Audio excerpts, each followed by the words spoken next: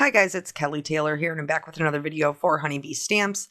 Today we are going to make this cute little happy anniversary card. You could also make it a wedding card or a birthday card. We're using Everything Beautiful and Sweet Songs along with the lace heart layering frames. I really wanted a card that I could just kind of sit and color. So that's how I kind of came up with what I wanted to do. Also, it's been a minute since I used the Everything Beautiful, and when I used it before, I did it in really soft muted colors, and I've just really, because this is how I colored it when I drew it, I've really been dying to get some like summer colors in there. So the whole piece, like the swag, is drawn so that you can use it in one direction or the other, and it's large enough to be a focal point. However, I think it's really pretty also is like a corner piece. And you could do this by stamping them on the corners and then just doing a large sentiment. I chose to incorporate the Sweet Songs. For corner pieces, to make it really easy, you can stamp one corner if you're using a stamp positioner, flip your card and put the paper back down in the same exact spot, and you could stamp an identical image. However, because this swag is drawn to be used in any direction, I wanted to flip it around so that we could get some of the other florals and their different kind of vantage points. No. They're different positioning, so that way it wouldn't look like the same exact image stamped twice. So I'm going to stamp these in using my intense black ink from Honeybee, and it is safe for alcohol markers. I'm going to be coloring mine with Copics today. And I always like to stamp my images twice because I like a bold black color, especially with a card like this where we have lots of white space. That bold black really kind of pops with that contrast.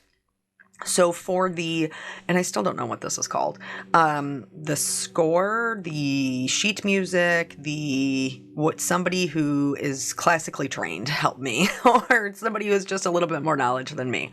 I'm going to stamp that as well as the 4 birds that come in the set. I actually ended up using only 3 of the birds on the completed card, so I'll just tuck that bird back into the set and I will use it in another card another time.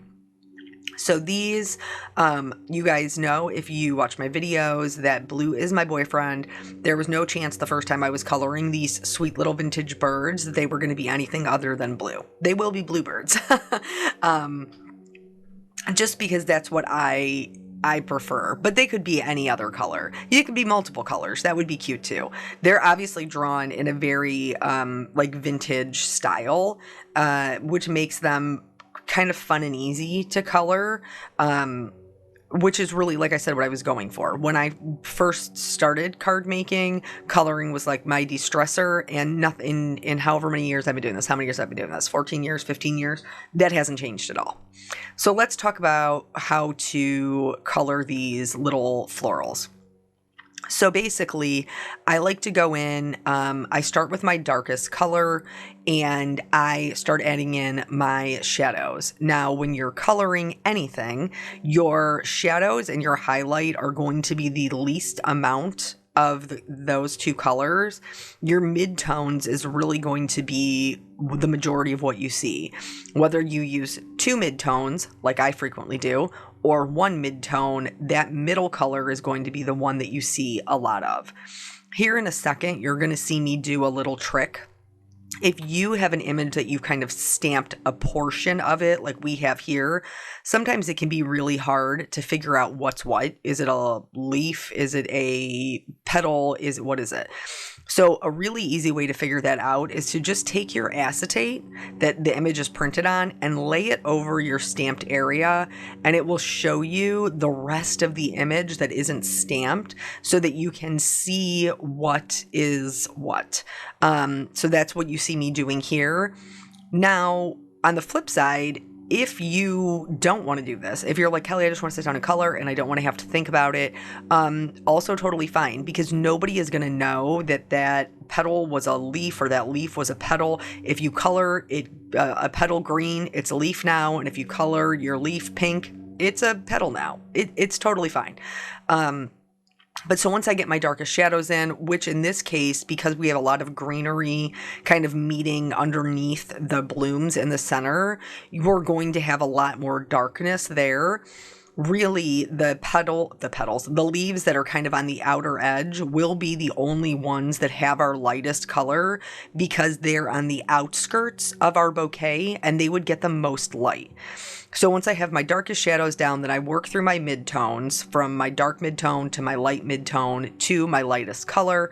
And like I said, that lightest color you're really only going to see on the leaves that are on the outside edge.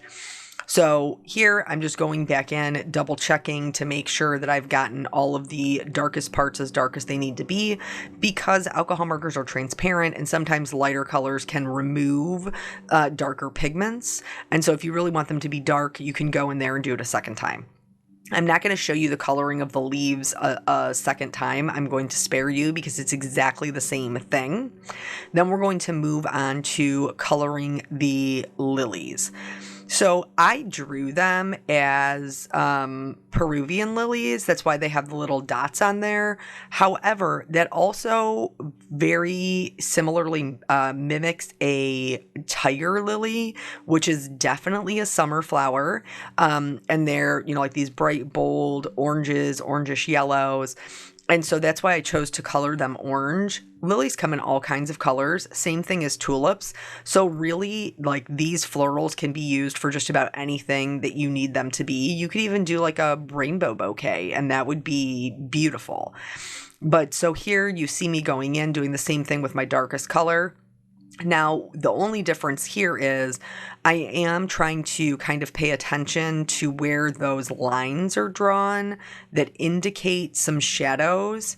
If you are a beginner colorist, these can be challenging because it does require you to have a very light hand with your flicking. And so this is probably something that you would want to practice. It's easier to practice on larger images.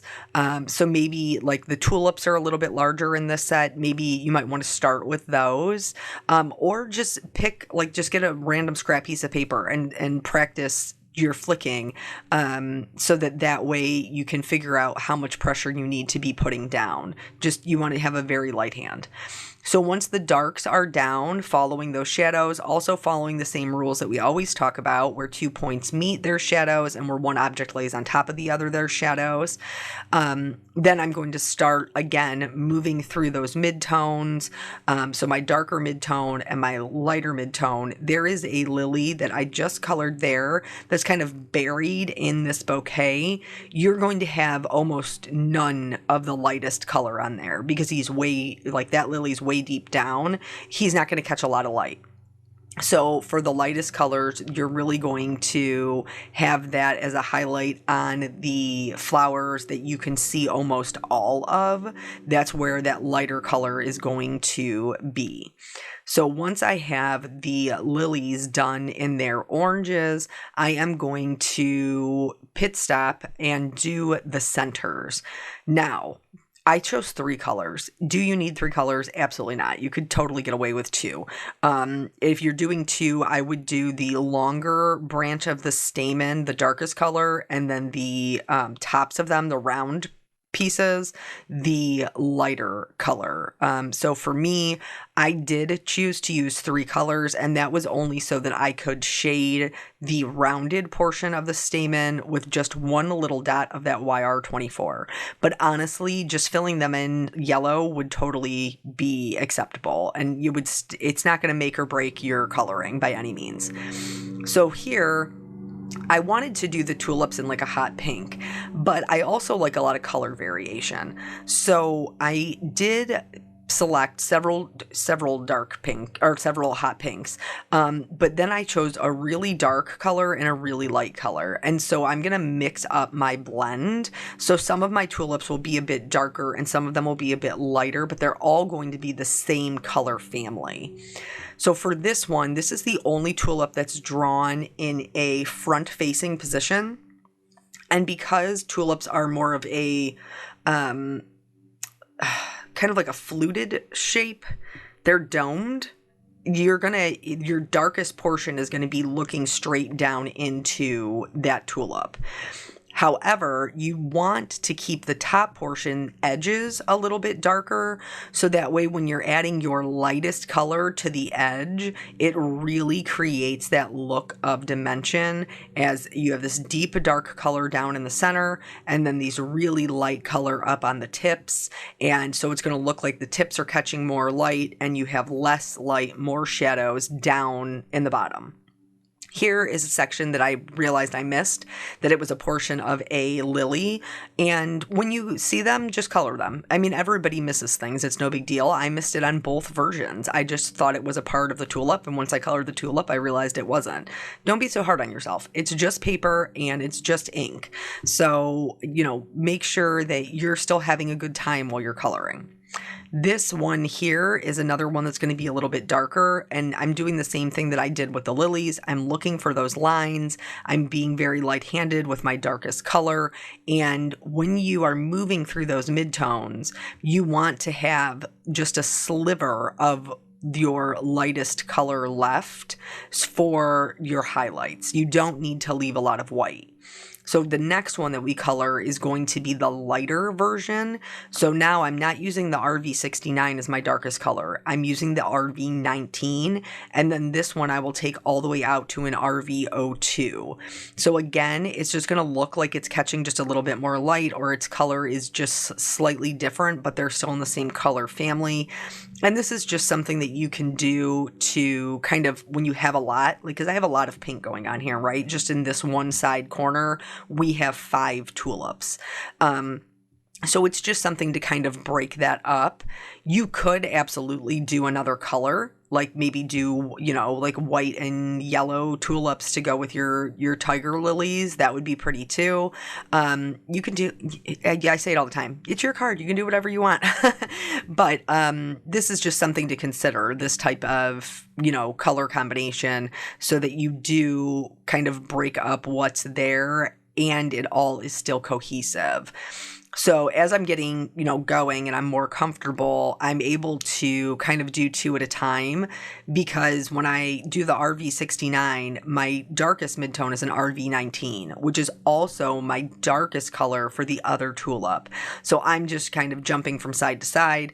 My darker tulip's lightest color is an RV04, and that is the midtone, the light midtone for my other tulip. And then we'll finish that little lighter tulip off with some RV02, and then that will be done. And again, I'm going to spare you the coloring because it is the same exact thing. And so I'll give you a little peek at what it looks like all finished. And then we are going to move on to coloring our music and our birds. So for the scroll, the musical scroll here, I'm treating it like I would a ribbon, because that's kind of how it's drawn.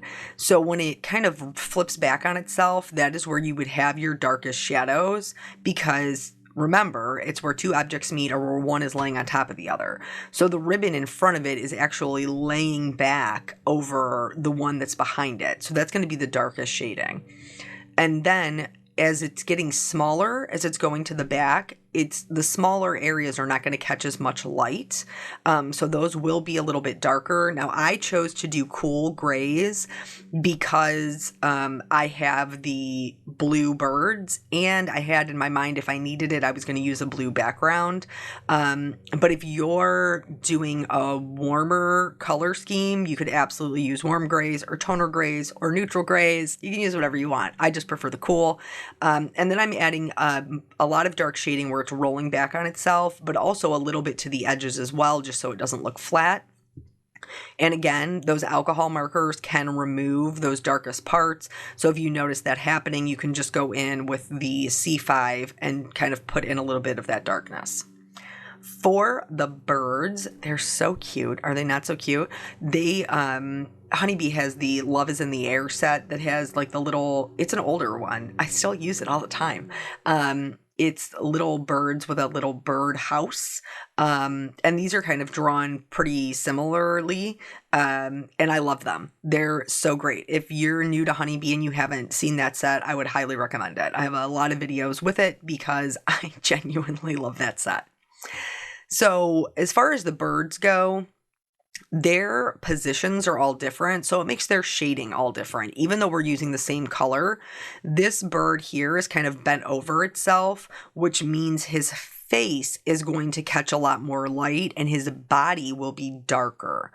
The other thing that I like to do is, in order to create that kind of dimension of their wings, I like to take my darkest color, and where the wings are like drawn in, where there's like a little divot where they come in, I like to extend out that line with my darkest color. And again, this is going to be something where we are using a very light hand. We're just going to kind of flick in that color right over that line and just extend it just a little bit. And this is going to help us to create some real dimension in those wings so that they're not just like a blob. And each time I'm going over it with the next color, I'm extending it just a little bit more.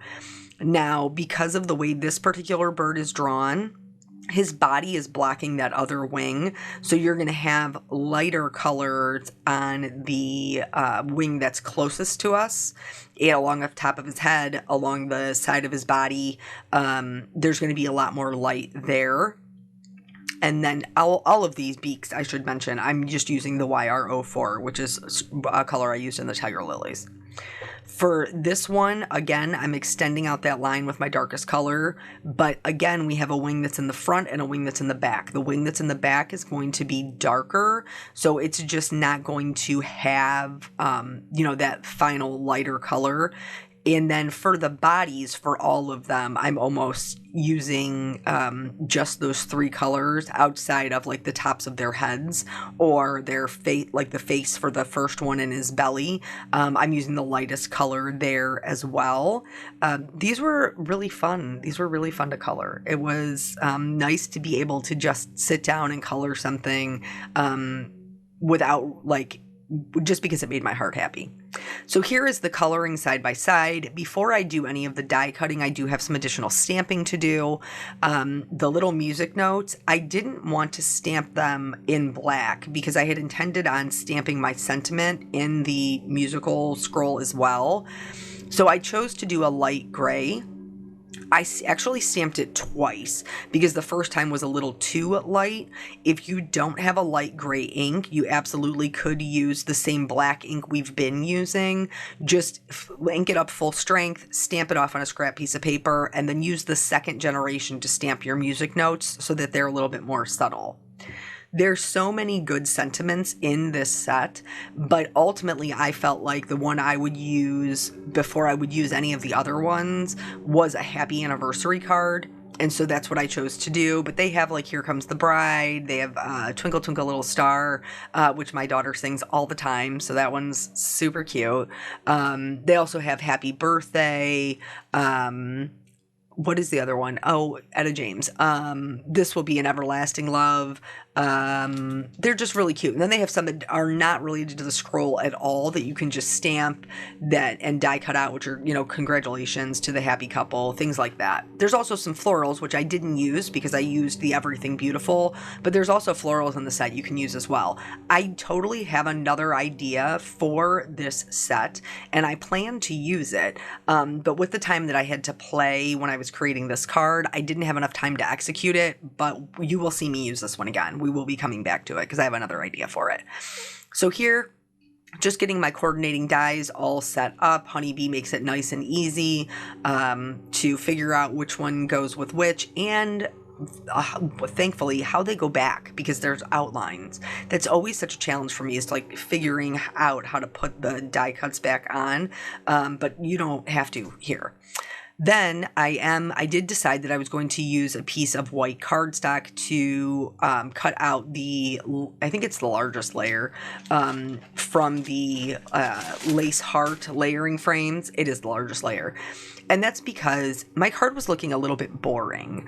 And so I needed something that wasn't going to compete with what I had going on, but was going to complement it. And so I did cut out the largest one. It just gives a really nice kind of detailed border here. I was trying to figure out what I needed to do to change the boring. I tried putting it on black. It did provide some contrast, but I did not love it. And ultimately what I decided to do was do a little bit of ink blending to add some interest.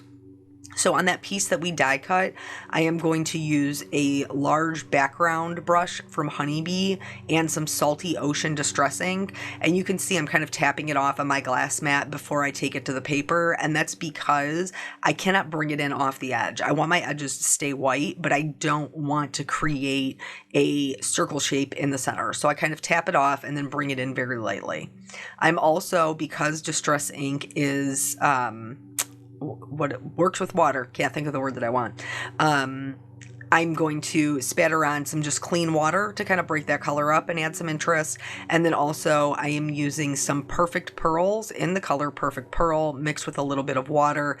And this is just going to add some shiny spatters to the background. Another really fun thing to do would be to stamp like the scroll in gold and do some gold spatters. I think that would be really pretty and kind of elegant. So now I've made sure that it was dry before I start building my card, and I decided that I wanted to pop up the focal point. Just again, we have a pretty simple card here, so I'm just trying to add some interest. And in order to do that, I thought the easiest way to do it would be to do it as one piece.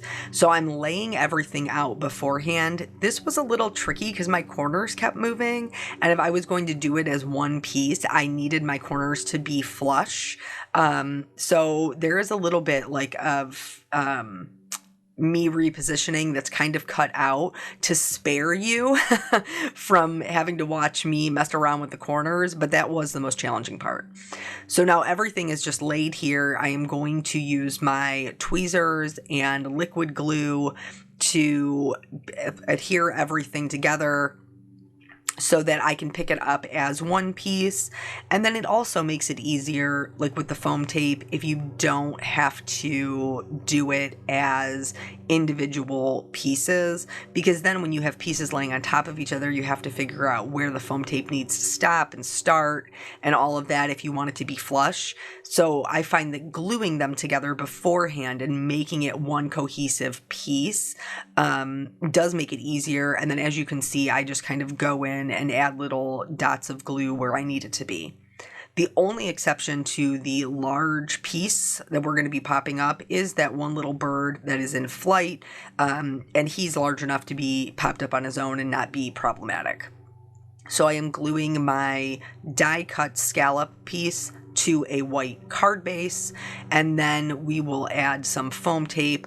Now, usually I would use Honeybee's dots. Those are fantastic and I love them, and they have little pull tabs and it makes it so much easier and you don't have to fight with the backing. But because I had such large area to cover, I opted to just use the large roll that I have to cover the whole back. And then so they would be the same height. I also used that for my one little birdie that needs to be popped up. So once we have all of the foam tape on, we can go ahead and fight off the backer sheets. They are easier to come off on the big pieces. On the small pieces though, guys, it gives me a hard time. And then from there, I should have put some liquid glue on the back of it. I'm not going to lie. I wish I would have. So that way it gave me a little bit more wiggle room. But basically, I'm going to line it up in one corner and then the other corner to make sure that everything sits flush. Just make sure you aren't pressing it down before you're ready or you won't be able to get it back up. But I would highly recommend adding some liquid adhesive. It will give you more wiggle room to get everything lined up. In hindsight, I wish I would have done it, but I didn't. I was too excited, I guess, to put the card together. So now we have to add that one last little bird down there in the bottom left-hand corner. And then from here, we're going to start doing our details. I picked up the Hugs and Kisses gem stickers because they have two really nice blues that match that kind of salty ocean. And so I'm going to use those to help fill in the middle help fill in like the gaps, and obviously add some sparkle, which you guys know I love. Speaking of sparkle, I used some clear glitter marker on, well, all of it, except for the musical scroll. All of the flowers and the birds. Couldn't stop myself.